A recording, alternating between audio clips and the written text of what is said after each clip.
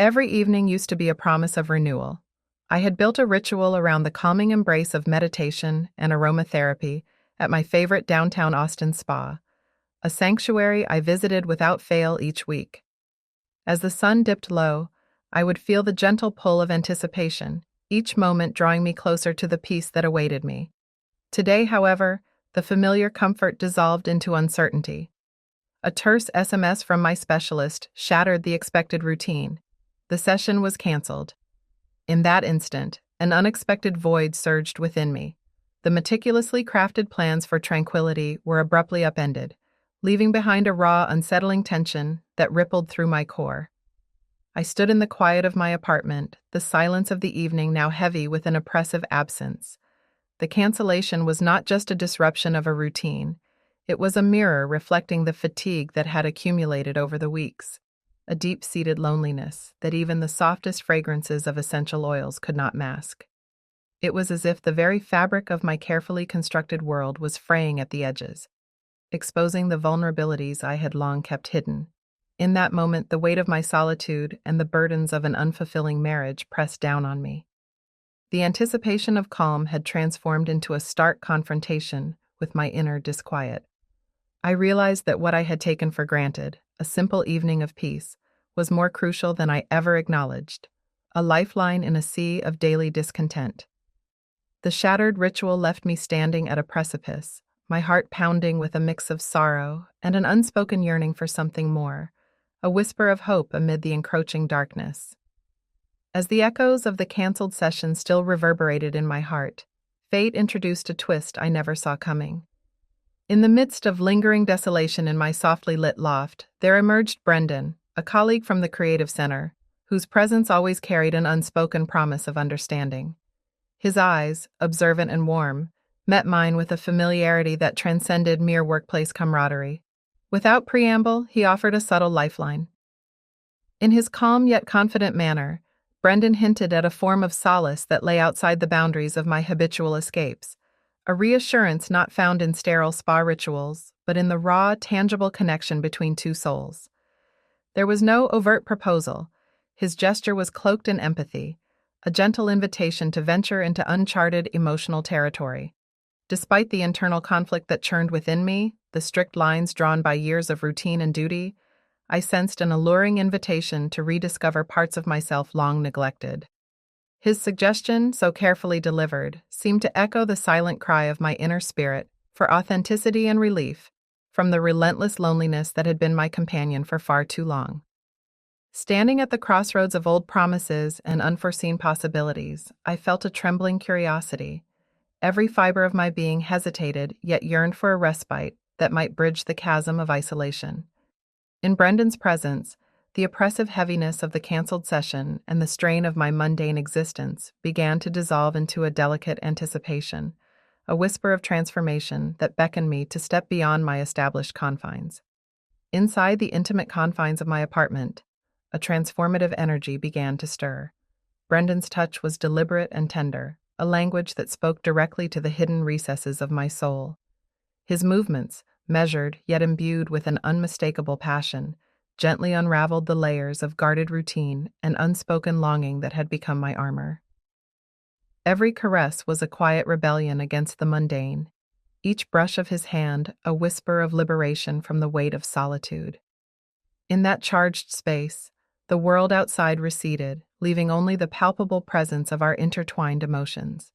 His touch evoked a spectrum of sensations, soft ripples of warmth, sudden sparks of exhilaration, and a profound stirring of memories long subdued by the confines of everyday life. With every movement, Brendan invited me into a realm of authentic sensation, where the familiar boundaries of restraint blurred into an intricate dance of vulnerability and desire. The tension that had so relentlessly shadowed my every step began to dissolve, replaced by an intoxicating blend of rediscovered passion and tender intimacy. Each moment, each subtle shift in his embrace, was a daring call to awaken the parts of me that had languished in silence, daring me to reclaim a forgotten self in the midst of uncertainty. Just as the world we had created together began to melt away in a haze of intimacy and rediscovered passion, a sharp, insistent vibration sliced through the reverie. My phone, resting silently on the coffee table, sprang to life with an incoming call. The name on the screen, Michael, felt like an unwelcome intrusion into our secluded universe. In that suspended moment, every lingering touch and soft murmur between Brendan and me was jolted into abrupt awareness. The warmth of his caresses, so gentle moments before, now carried a stark undercurrent of forbidden tension. Michael's voice, cool and measured as it broke through the static of our shared silence, carried a reminder of a life filled with complexities and commitments that I had long tried to forget. His tone, distant yet piercing, dragged me back to the reality I had been evading. It was as though his call crystallized the fragile barrier between the intoxicating escape I had momentarily embraced and the unyielding responsibilities waiting for me beyond these walls. Each word from him was a cold gust in the midst of our heat, a reminder that the choices we made in stolen moments could echo far beyond the fleeting allure of passion. In that heart-stopping instant, as the intimate world we had created teetered on the brink of dissolution, I found myself caught in a whirlwind of conflicting emotions. The profound pleasure and vulnerability of the encounter clashed violently with the duty and the life that awaited me.